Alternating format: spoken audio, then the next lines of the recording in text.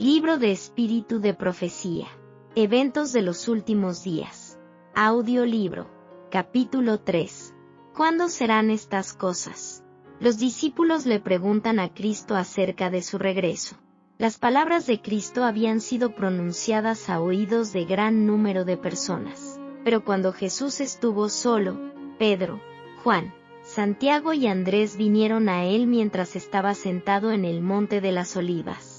Dinos, le dijeron, ¿cuándo serán estas cosas, y qué señal habrá de tu venida y del fin del mundo? En su contestación a los discípulos, Jesús no consideró por separado la destrucción de Jerusalén y el grande de su venida. Mezcló la descripción de estos dos acontecimientos. Si hubiese revelado a sus discípulos los acontecimientos futuros como los contemplaba él, no habría podido soportar la visión. Por misericordia hacia ellos, fusionó la descripción de las dos grandes crisis. Dejan a los discípulos estudiar por sí mismos el significado. Se desconoce el tiempo del regreso de Cristo. Muchos de los que tomaron el nombre de adventistas han incurrido en el error de fijar fechas para la venida de Cristo. Lo han hecho repetidas veces, pero el resultado ha sido cada vez el fracaso. Se nos declara que el tiempo definido de la venida de nuestro Señor está fuera del alcance de los mortales.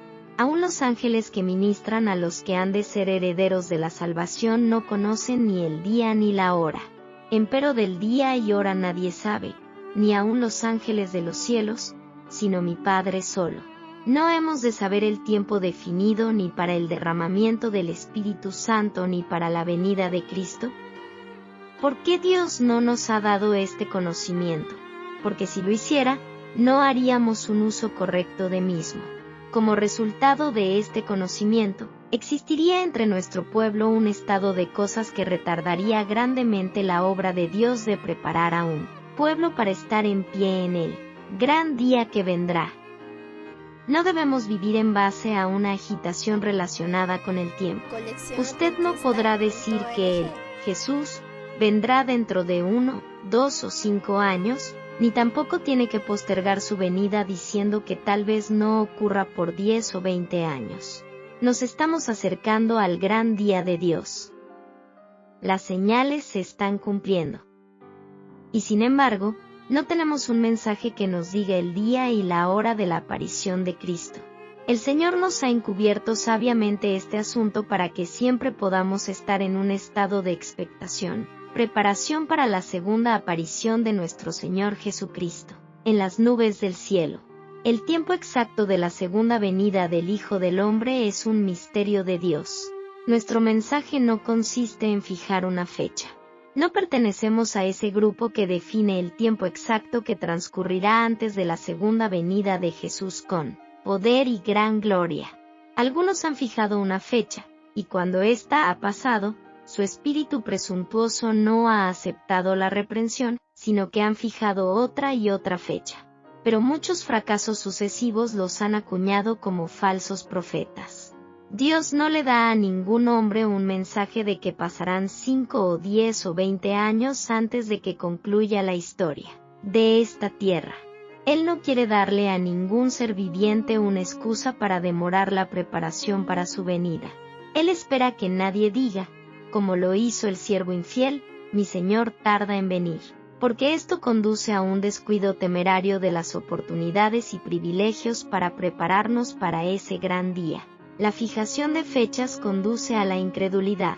Por haber pasado repetidas veces la fecha fijada por algunos, el mundo se encuentra en un estado de incredulidad más decidida que antes con respecto al próximo advenimiento de Cristo. El mundo considera con disgusto el fracaso de los que fijaron fechas. Y porque hubo hombres que se dejaron seducir de este modo, muchos se apartan de la verdad presentada por la palabra de Dios según la cual el fin de todas las cosas está cercano. Entiendo que el hermano A.G. Daniels ha fijado fecha, por decirlo así, declarando que el Señor vendrá dentro de 5 años. Ahora bien, espero que no se extenderá por todas partes la impresión de que somos de aquellos que fijan fechas. Que no se hagan tales comentarios. No hacen ningún bien. que no se trate de conseguir un reavivamiento en base a ninguno de esos argumentos, sino que se use de la debida cautela en toda palabra que se expresa, para que los fanáticos no se apoderen de nada que les permita crear una excitación que entristezca al Espíritu Santo. No queremos agitar las pasiones de la gente para desatar una conmoción en la que se citan los sentimientos y los principios pierden el control. Siento que necesitamos estar en guardia por todos lados, porque Satanás está activo para hacer todo lo posible a fin de insinuar sus estratagemas y ardides que serán un poder para hacer daño. Debe temerse cualquier cosa que suscite una conmoción, que crea una excitación sobre una base equivocada, porque la reacción seguramente vendrá. Siempre habrá en la Iglesia movimientos espurios y fanáticos realizados por personas que pretenden ser guiadas por Dios, por aquellos que correrán antes de ser enviados, y que establecerán fechas para el cumplimiento de profecías que aún no se han realizado. El enemigo se regocija con este proceder, porque sus repetidos fracasos y su desviación de la atención hacia puntos falsos provoca confusión e incredulidad. No hay una profecía de tiempo que vaya más allá de 1844. Declaré definidamente a estas personas fanáticas, en las reuniones espirituales celebradas en Jackson, que estaban haciendo la obra del adversario de las almas, que se hallaban en tinieblas. Pretendían poseer una gran luz según la cual el tiempo de gracia terminaría en octubre de 1844. Entonces declaré en público que al Señor le había placido mostrarme que no habría una fecha definida para él. Mensaje dado por Dios desde 1844. Nuestra posición ha sido de esperar y velar, sin que se proclame un tiempo, o fecha, que tenga lugar entre el fin de los periodos proféticos en 1844 y el momento de la venida de nuestro Señor. La gente no tendrá otro mensaje acerca de un tiempo definido. Después de este lapso, Apocalipsis 10, versos 4 al 6, que ahora abarca desde 1842 a 1844, no puede haber ningún cómputo definido de tiempo profético. El cálculo más prolongado llega hasta el otoño de 1844. Elena de Witt esperaba el regreso de Cristo en sus días. Se me mostró el grupo presente en la conferencia. Dijo el ángel, algunos serán alimento para los gusanos, algunos sufrirán las 7 últimas plagas, algunos estarán vivos y permanecerán sobre la tierra para ser trasladados en la venida de Jesús. Puesto que el tiempo es corto, debiéramos trabajar con diligencia y doblada energía. Nuestros hijos quizás nunca entren en la universidad. No es realmente sabio tener hijos ahora. El tiempo es corto. Están sobre nosotros los peligros de los últimos días, y los hijos pequeños serán mayormente arrebatados antes de esto. En esta época del mundo, cuando las escenas de la historia terrenal están por clausurarse pronto, y estamos por entrar en el tiempo de angustia como nunca lo hubo. Cuantos menos sean los casamientos contraídos, mejor para todos, tanto hombres como mujeres. Vendrá la hora, no está muy lejana, y algunos de nosotros que ahora creemos, estaremos vivos sobre la tierra y veremos el cumplimiento de la predicción. Y oiremos la voz del arcángel y la trompeta de Dios que resuena desde la montaña, la llanura y el mar hasta las partes más distantes de la tierra. El tiempo de prueba está precisamente delante de nosotros, pues el fuerte pregón del tercer ángel ya ha comenzado en la revelación de la justicia de Cristo, el Redentor que perdona los pecados. Se explica la demora. La larga noche del obregués es angustiosa, pero se posterga la mañana por misericordia, porque si el Maestro viniese muchos serían encontrados sin preparación. Si los adventistas, después del gran chasco de 1844, se hubieran aferrado a su fe y hubieran ido unidos en pos de la providencia de Dios que abría el camino, y si hubieran recibido el mensaje del tercer ángel y si lo hubieran proclamado al mundo con el poder del Espíritu Santo, habrían visto la salvación de Dios. El Señor hubiera obrado con poder mediante sus esfuerzos, la obra se habría terminado y Cristo habría venido para recibir a su pueblo y darle su recompensa. No era la voluntad de Dios que se demorara así la venida de Cristo. Durante 40 años, la incredulidad, la murmuración y la rebelión impidieron la entrada del antiguo Israel en la tierra de Canaán. Los mismos pecados han demorado la entrada del moderno Israel en la Canaán celestial. En ninguno de los dos casos faltaron las promesas de Dios. La incredulidad, la mundanalidad, la falta de consagración y las contiendas entre el profeso pueblo de Dios nos han mantenido en este mundo de pecado y tristeza tantos años. Si la Iglesia de Cristo hubiese hecho su obra como el Señor le ordenaba, todo el mundo habría sido ya amonestado, y el Señor Jesús habría venido a nuestra tierra con poder y grande gloria. Las promesas de Dios son condicionales. Los ángeles de Dios en sus mensajes dados a los hombres representan el tiempo como algo muy corto. Así es como siempre me ha sido presentado. Es cierto que el tiempo ha sido más largo de lo que habíamos esperado en los primeros días del mensaje. Nuestro Salvador no apareció tan pronto como lo esperábamos. ¿Pero ha fallado la palabra de Dios? Nunca. Debiera recordarse que las promesas y las amenazas de Dios son igualmente condicionales. Tal vez tengamos que permanecer aquí en este mundo muchos años más debido a la insubordinación, como le sucedió a los hijos de Israel, pero por amor de Cristo. Su pueblo no debe añadir pecado sobre pecado culpando a Dios de las consecuencias de su propia conducta errónea. Lo que Cristo está esperando. Cristo espera con un deseo anhelante la manifestación de sí mismo en su Iglesia. Cuando el carácter de Cristo sea perfectamente reproducido en su pueblo, entonces vendrá Él para reclamarlos como suyos. Todo cristiano tiene la oportunidad no solo de esperar, sino de apresurar la venida de nuestro Señor Jesucristo. Si todos los que profesan el nombre de Cristo llevaran fruto para su gloria, cuán prontamente se sembraría en todo el mundo la semilla del Evangelio. Rápidamente maduraría la gran cosecha final y Cristo vendría para recoger el precioso grano. Mediante la proclamación del Evangelio al mundo, está a nuestro alcance apresurar la venida de nuestro Señor.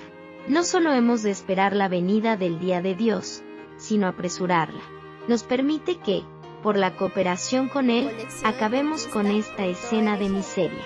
Un límite a la paciencia de Dios. Con infalible exactitud, el Ser Infinito sigue llevando una cuenta con todas las naciones. Mientras ofrece su misericordia, con invitaciones al arrepentimiento, esta cuenta permanece abierta. Pero cuando las cifras llegan a cierta cantidad que Dios ha fijado, comienza el ministerio de su ira. Dios lleva un registro de las naciones y los cálculos han aumentado contra ellos en los libros del cielo. Y cuando se decrete una ley de que la transgresión del primer día de la semana será castigada, entonces su copa estará llena. Dios mantiene una cuenta con las naciones.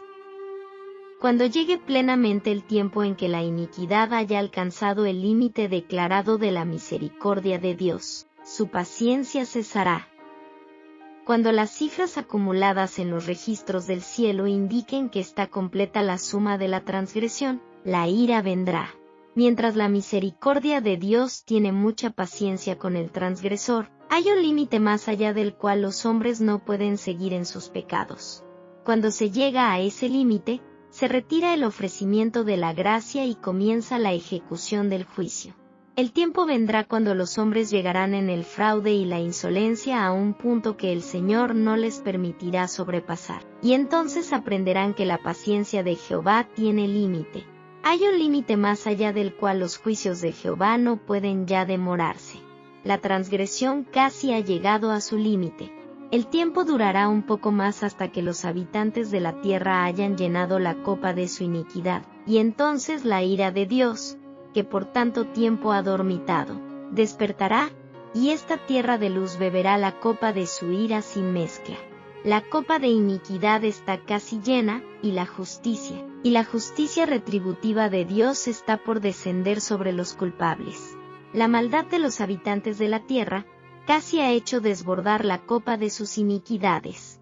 Casi ha llegado la tierra al punto en el cual Dios se dispone a abandonarla en manos del destructor. La transgresión casi ha llegado a su límite. la confusión llena el mundo, y pronto un gran terror vendrá sobre los seres humanos. El fin está muy cerca. Nosotros, que sabemos la verdad, debiéramos estar preparándonos para lo que pronto se desatará sobre el mundo como una sorpresa abrumadora. Debiéramos recordar el gran día de Dios. Debemos educarnos para estar pensando y explayándonos en las grandes escenas del juicio que están precisamente ante nosotros. El hecho de mantener nuestra mente en las escenas del gran día de Dios, cuando todo será revelado, tendrá un efecto sobre nuestro carácter. Un hermano me dijo: hermana Witt, ¿cree usted que el Señor vendrá dentro de 10 años? ¿Qué diferencia hace para usted si Él viene dentro de 2, 4 o 10 años? Pues, dijo él, si supiese que el Señor viene en 10 años, creo que haría algunas cosas en forma diferente a como las hago ahora. ¿Qué haría usted? Dije yo. Oh, dijo él, vendería mi propiedad y comenzaría a investigar la palabra de Dios y trataría de advertir a la gente y conseguir que se preparen para su venida, y le suplicaría a Dios que yo pudiese estar listo para encontrarlo. Luego le dije: si usted supiese que el Señor no viene hasta de aquí a 20 años, ¿viviría en forma diferente? Él repuso: creo que sí. Cuán egoísta fue la expresión de que viviría una vida diferente si supiera que el Señor vendría en 10 años. Enoc caminó con Dios 300 años. Esta es una lección para nosotros para que caminemos con Dios cada día, sabiendo que no estamos seguros a menos que estemos esperando y velando. La brevedad del tiempo. Ojalá que el Señor no dé descanso, día ni noche, a aquellos que ahora son descuidados e indolentes en la causa y la obra de Dios. El fin está cerca. Esto es lo que Jesús quisiera siempre mantener ante nosotros: la brevedad del tiempo. Cuando estemos de pie con los redimidos sobre el mar de vidrio, con las arpas de oro y las coronas de gloria y ante la eternidad sin límites, entonces veremos cuán breve fue el periodo de prueba que hubo que esperar.